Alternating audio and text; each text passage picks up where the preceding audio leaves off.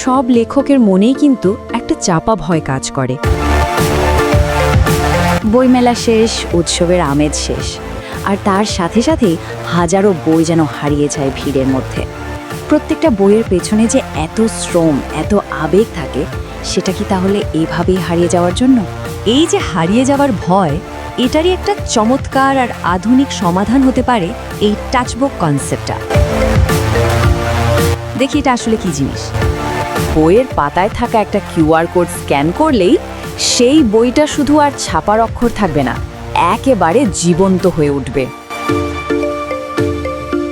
পাঠকের হাতে শুধু একটা স্মার্টফোন থাকলেই চলবে, একটা স্ক্যান, আর সাথে সাথেই বইয়ের স্থির পাতাগুলো কথা বলতে শুরু করবে।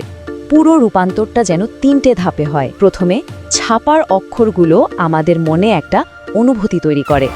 এরপর সেই লেখাই যখন কারো কণ্ঠে জীবন্ত হয়ে ওঠে, তখন তা হয়ে যায় একটা শোনার অভিজ্ঞতা। আর সব শেষে শব্দগুলো যখন দৃশ্যে পরিণত হয়, তখন গল্পটা যেন চোখের সামনে জীবন্ত হয়ে ওঠে। একটা সাধারণ বই আমাদের শুধু পড়ার সুযোগ দেয়, কিন্তু একটা টাচবুক একই সাথে পড়া, শোনা আর দেখার একটা মাল্টিমিডিয়া অভিজ্ঞতা দেয়। এটা বইটাকে প্রায় অমর করে তোলে, যা শুধু একটা তাকের মধ্যে আটকে থাকে না।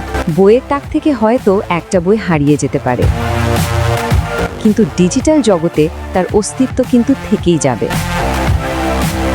একটা বই একই সাথে হয়ে যাচ্ছে একটা অডিও বুক, আবার ভিডিও বুকও। এটা স্বাভাবিকভাবেই তরুণ প্রজন্মকে অনেক বেশি আকর্ষণ করবে। আর ইন্টারনেটের মাধ্যমে কোনো ভৌগোলিক সীমা ছাড়াই বইটা পৌঁছে যাবে সারা বিশ্বের পাঠকের কাছে।